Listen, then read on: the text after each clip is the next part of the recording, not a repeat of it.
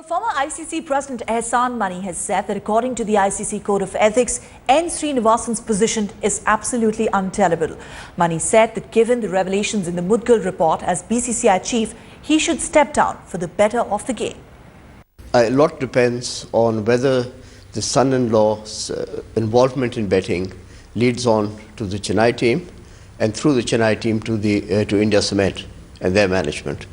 If that happens, then of course Mr. Sreenivasan's position becomes very difficult. He's got to explain his own position. Either Mr. Sreenivasan, if he is absolutely sure that he has no involvement in it, he should come out and say so. And if he has an involvement and he was aware of the facts, and my big concern here is that apparently he made a certain number of statements in front of the commission which they've rejected. If my understanding is correct, then I think he could do the game a great service by stepping down and getting out of the way.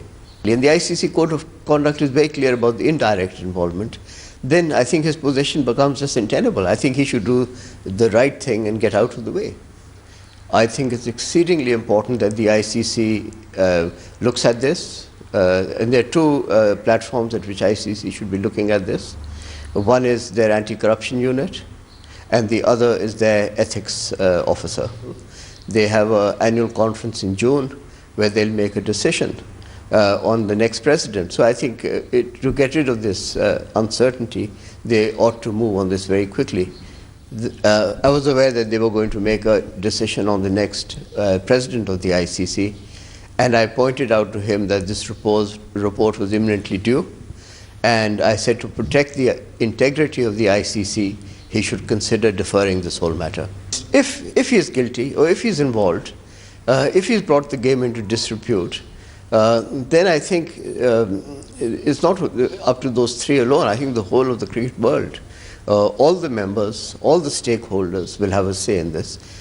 In view of the recent form of the other boards and the directors of the ICC, it's very unpredictable the way they go. They seem to be cowed down and suppressed and not prepared to really stand and fight their corners. We saw that recently with South Africa.